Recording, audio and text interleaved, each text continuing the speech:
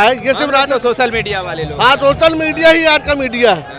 हम उस मीडिया को, जो टीवी में मीडिया चलती है, वो मीडिया मानते ही नहीं है। मैं आप इस बात को दिखाना जरूर।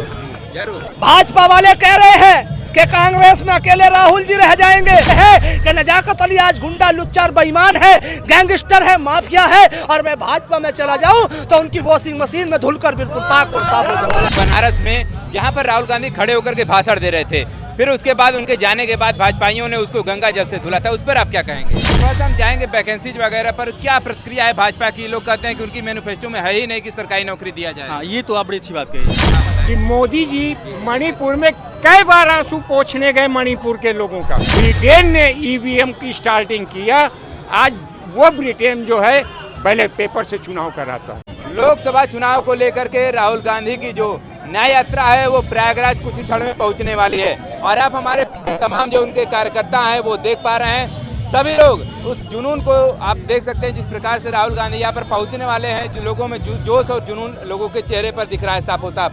और चलिए इसी भी देखिए तमाम जो कार्यकर्ता उनके हैं जो हमारे साथ खड़े हुए हैं, और ये कांग्रेसी विचारधारा के लोग हैं, तो इनके क्या विचारधारा है कांग्रेस को हम जानने वाले हैं। लोकसभा चुनाव को लेकर के राहुल गांधी की जो ये न्याय यात्रा चली, हम सबसे पहले इसी के बारे में जानना चाहेंगे। जो हमारे दर्शक हैं उनको बताएंगे न्याय यात्रा ये किस प्रकार की न्याय यात्रा लगाई गई है? देखिए, न्याय यात्रा ये है, 10 सालों से देश के अंदर जो धर्म, जाति का, मजहब का जहर घोला जा रहा था और वोट लिया जा रहा था, राहुल गांधी जी ने पहल की इस ऐसे भारत में मोहब्बत की दुकान खोलने का।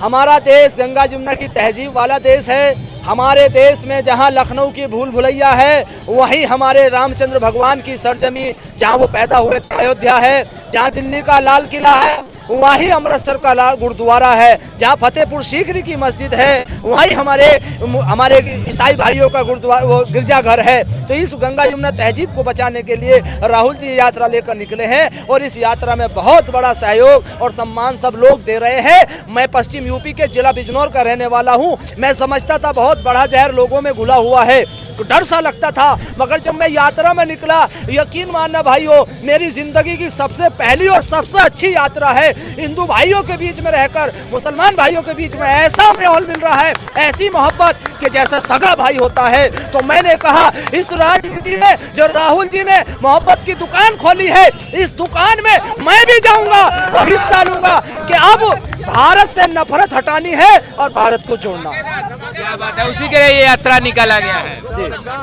चलिए थोड़ा सा लोकसभा चुनाव को लेकर के हम बात करना चाहेंगे कि क्या ये जो न्याय यात्रा चले, इससे क्या कांग्रेस को लाभ मिल रहा है? इससे देखिए, मैं आप इस बात को दिखाना जरूर। भाजपा वाले कह रहे हैं कि कांग्रेस में अकेले राहुल जी रह जाएंगे, तो मैं ये कहता हूँ नजाकत अली रहे ना रहे, विनय पांडे रहे ना रहे, या और कार्यकर्ता रहे ना रहे, हमारे देश का बेटा पाकिस्तान जो बेटा है उसने दिखा दिया। वहाँ की जनता ने, वहाँ भी हिंदू मुसलमान भारत पाकिस्तान पर वोट मांगा जाता था, विकास के नाम पर वोट नहीं मांगा जाता था। वहाँ के भावी मुख्य प्रधानमंत्री को जेल में डाल दिया गया, उनका चुनाव चिन्ह बल्ला छीन लिया गया, उनके प्रत्याशियों को चुनाव नहीं लड़ने दिया गया। मगर वहाँ की जनता ने फैसला सुनाया है कि अब यहाँ मोहब्बत की बात करने वालों को हम नेता बनाएंगे, प्रधानमंत्री बनाएंगे, और यहाँ की जनता भी ऐसा ही कर दिखाएगी। ये चाहे कितना घोटाला कर ले, ये चाहे कितने लोगों को अपनी तरफ कर ले, और भाजपा तो खुद हार गई है, ये इस बात की निशानी है। ये लोगों को ईडी का, सीबीआई का डर दिखाकर अपनी तरफ कर रहे हैं। और अफसोस की बात ये है कि नजाकत अली आज गुंडा लुच्चा बेईमान है, गैंगस्टर है, माफिया है, और मैं भाजपा में चला जाऊं तो उनकी वॉशिंग मशीन में धुलकर बिल्कुल पाक और साफ हो जाऊंगा।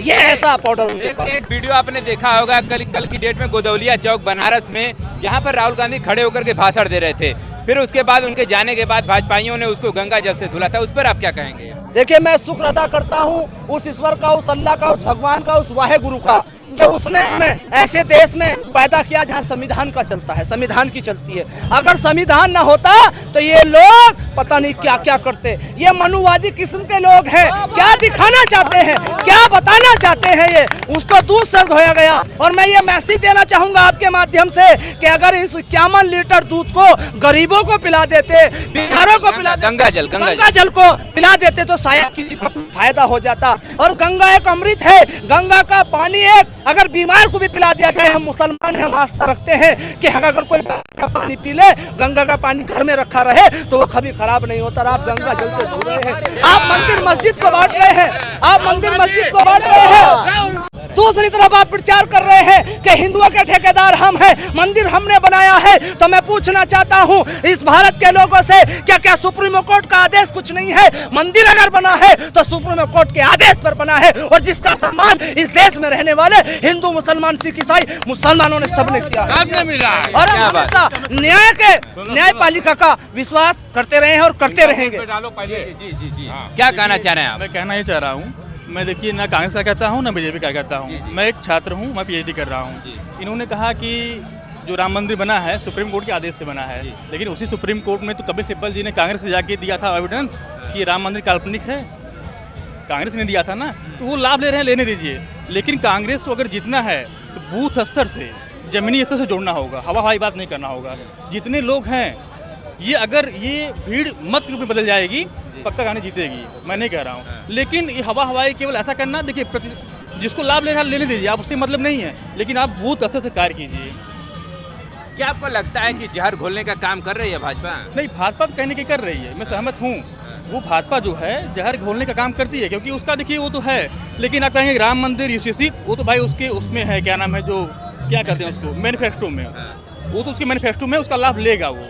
लेकिन आप भी उसमें सहयोग कीजिए। संसद में गए, आप नहीं गए, वो तो गलत किए, कहीं ना कहीं आपने गलत किया। राम मंदिर में अभी जो हुआ था, कुछ लोग नहीं गए वहाँ पर, उन्होंने आपने गलत किया। आप मेल मिलाप बना के रखिए ना, आप मेल मिलाप बना के रखिए, आपको जहाँ करना अपना आप कीजिए वहाँ पर। लेकिन किसी की विरोध करके आप चाहेंगे मैं कर दूँ, भाई आप मेजोरिटी हिंदू का है ही, इसमें तो आपका नुकसान होगा। दोनों को ध्यान में रखिए। देखिए मैं किसी कार्यकर्ता नहीं हूँ, लेकिन मैं एनालिसिस करता हूँ, मैं पीएचडी खुद कर रहा हूँ, मैं जेआरएफ हूँ, मैं पीएचडी कर रहा हूँ, मैं चीज़ों को देख रहा हूँ। चलिए हम एक बात बता दें कि आप प्रतियोगी छात्र भी हैं, तो थोड़ा सा हम जाएंगे वैकेंसीज वगैरह पर। क्या प्रतिक्रिया है भाजपा की? लोग कहते हैं कि उनकी मैनिफेस्टो में है ही नहीं कि सरकारी नौकरी दिया जाए। हाँ, ये तो आप बड़ी अच्छी बात कही, ये वाकई सत्य है। ये प्राइवेटाइजेशन कर रहे हैं, चीज़ों को प्राइवेट कर रहे हैं, और रोजगार को कांग्रेस अपेक्षा बहुत खत्म कर रहे हैं। ये तो मैं भी देख रहा हूँ। सरकार मुझे जहाँ तक 3 चीज़ों पर विफल नजर आ रही है, रोजगार में, किसान के मुद्दे पर। मैं एक चीज़ देखता हूँ, मैं अर्थात भी पढ़ता हूँ, मैं पीसीएस मेंस देता हूँ, तो मैं देखता हूँ कि ये 90-90 हज़ार, 65-65 हज़ार रुपया बैंकों का माफ हो जा रहा है। जो एनपीएम चला जाता है, जो ये लोग देते हैं, जो बैंक वाले देते हैं लोन अमीरों को, जैसे अडानी हो गए, जो भी जिसको भी देते हैं, मैं किसी नाम नहीं लूँगा, तो वो जब वो दिवालिया हो जाते हैं तो उसका माफ हो जाता है। फिर सरकार क्या करती है, उनका माफ नहीं करके बैंक का माफ करती है, क्योंकि पैसा बैंक दिया था तो बैंक को 65,000, 80,000, 90,000 जो देकर उसको माफ कर देती है। लेकिन जब किसान की बात आती है तब कहाँ चले जाते हैं आप? आज 1 लाख रुपये हम लोग को बकाया रहता है, मैं खुद किसी से लेता हूँ घर पे, लेकिन हम लोग को इतना जिम्मेदारी जमा करना पड़ता है कि लगता है बहुत बड़ा बोझ है। एक चीज़ इस संदर्भ में और है कि अगर आप किसान लोन लेता है तो किसान को चिंता रहती है, लेकिन अगर वही जो अमीर होता है वो लोन लेता है तो बैंक को चिंता रहती है कि मैं कैसे उनसे ले लूँ। तो इस अगर हम लोग वैकेंसीज की बात करें तो आपने भी कुछ दिन पूर्व देखा होगा कि काशी विश्वनाथ मंदिर में जो पंडा है उनको परमानेंट के लिए 90,000 मुख्य, जो उनके जो मुख्य पुजारी होंगे 90,000 सैलरी है। बाकी और भी तमाम लगभग 50 आवेदन उनके लिए है, लगभग 40,000 ऐसे कुछ सैलरी है। और बहुत सारे लोगों का ऐसा कहना है कि जो अग्निवीर हमारे हैं उनको 4 साल आप पार्ट टाइम नौकरी दे रहे हैं, और आप पंडितों को जो है कि आप रेगुलर रख रहे हैं, वो भी इतनी सैलरी दे रहे हैं। आपने 2 मुद्दा दिया है। पहला दिया है कि जो पंडे हैं उनको सैलरी के बारे में, दूसरा दिया अग्निवीर के बारे में। तो पंडे के बारे में बता रहा हूँ मैं आपको, ठीक है, आप सैलरी दीजिए, थोड़ा सा परमानेंट है। और ये मैं बता रहा हूँ आपको, आप दीजिए।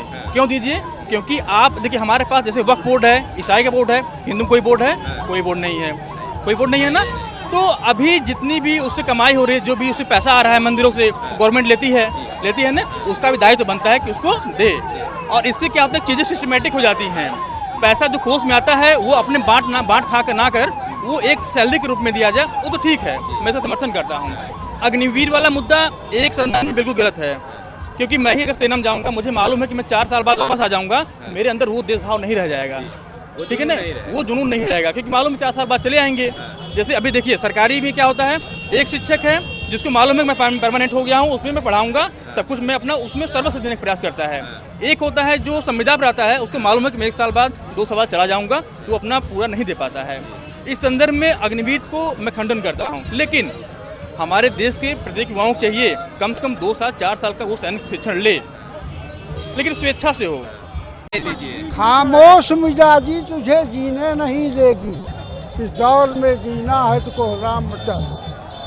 ऐसा दौर आ गया कि आदमी अगर दिलदारी से नहीं रहेगा तो जिंदा नहीं रहेगा। ये भारत जोड़ो यात्रा चल रही राहुल गांधी की, इससे कुछ लाभ मिलेगा उनको? लोग जुड़ेंगे कांग्रेस से? देखिए, लाभ और फायदे के लिए यात्रा नहीं है, ना राजनीतिक यात्रा है। नहीं, ये यात्रा लोकसभा चुनाव को देख कर नो, इसके पहले भी यात्रा हुई थी। अच्छा। ये राजनीतिक यात्रा है ही नहीं, सिर्फ मीडिया का प्रोपेगेंडा है कि राजनीतिक यात्रा या ये जो मीडिया तो उसको दिखाई नहीं रही है उनको। मीडिया नहीं दिखा रही, जैसे आप जैसे लोग हैं आज भी जिंदा चौथे स्तंभ जो दिखा रहा है, ये सिर्फ तो सोशल मीडिया वाले लोग। हाँ, सोशल मीडिया ही आज का मीडिया है। हम उस मीडिया को जो टीवी में मीडिया चलती है वो मीडिया मानते ही नहीं है। अच्छा, हाँ, क्या बात? सिर्फ सोशल मीडिया को ही मीडिया मानते हैं। आज हर हाथ में टीवी तो नहीं है लोगों के, लेकिन मोबाइल तो है। बच्चे बच्चे के तो सोशल मीडिया ही आजकल का मीडिया। ये राजनीतिक यात्रा नहीं है, ये आज जो मोदी जी भाजपा नफरत फैला दी है पूरे देश में, उसको जोड़ने की यात्रा है। गांधी नेहरू परिवार हमेशा जोड़ने का काम किया, तोड़ने का काम नहीं किया। और रही राम मंदिर की बात, तो कांग्रेस चाहती थी राम मंदिर बने, लेकिन राम के आदर्शों में राम मंदिर बने। चलिए, हाँ जी जी जी जरूर, अपना नाम पहले आप बताएं। मेरा नाम गुमनाम प्रसाद घायल। मैं ये कहना चाहूँगा बताएं। कि मोदी जी मणिपुर में कई बार आंसू पोंछने गए मणिपुर के लोगों का। मुझको बताएं, अपनी बातें जो है, जब विपक्षी उनको संसद में बहस करना चाहता है तो तुम संसद से गोल क्यों हो जाते हो? क्या तुम्हारे अंदर मादा नहीं है, हिम्मत नहीं है?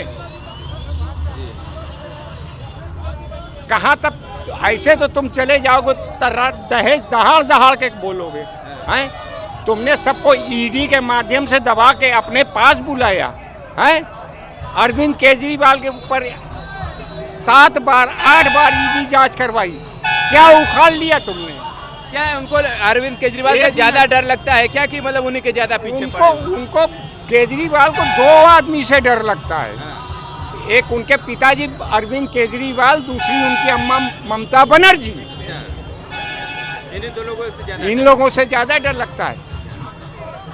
मेयर का चुनाव हो रहा था, चुनाव में अपना प्रत्याशी मेयर बनाना चाहते थे, लेकिन उस एक अधिकारी वर्ग से तुम पंगा लेने गए थे। उसने सुप्रीम कोर्ट से आदेश करवा दिया कि मनोनीत सदस्य वोट नहीं देंगे मेयर को। अंत में क्या हुआ? माथा तुमने अपना पीट लिया हैं? माथा तुमने पीटा कि नहीं अपना? बने थे दिल्ली में मेयर बनाने अपना। चलिए, ये बताएं, लोकसभा चुनाव में क्या कांग्रेस विजयश्री घोषित करेगी या फिर? देखिए, एक बात मैं बता देता हूं, इस बार चुनाव में किसी को पूर्ण बहुमत नहीं नजर आता। और जो तो आएगा 400 पार का नारा दे रहे हैं लोग। मैं कहता हूं 400 पार का जो नारा दे रहे हैं, कि मोदी जी के अंदर हिम्मत है तो चुनाव आयोग को निर्देश दें कि बैलेट पेपर से चुनाव कराओ। पिछली बार चुनाव हुआ था, जब हाई कोर्ट ने मांगा तो तुम उसकी काउंटर कॉपी दो, तो तुमने पहले ही जलवा दिया था। किस बेस पे जांच होगी? ईवीएम हटा दो, देखते हैं तुम 400 क्या 250 सीट पा जाओ। तो मतलब आपके कहने का मतलब अगर बैलेट पेपर से चुनाव होता है तो हाँ। भाजपा हार जाएगी? मैं कहता हूं कि जो ब्रिटेन ने ईवीएम की स्टार्टिंग किया, आज वो ब्रिटेन जो है बैलेट पेपर से चुनाव कराता है। चलिए, देखिए, हमारे साथ तमाम जो कांग्रेस के कार्यकर्ता और कुछ यहाँ पर साथी भी थे जो अपने बातों को आप तक रखने का प्रयास किया, और ऐसे ही तमाम और भी खबरें हम आप तक पहुँचाते रहेंगे। जुड़े रहिए हमारे साथ। खबर देखने के लिए बहुत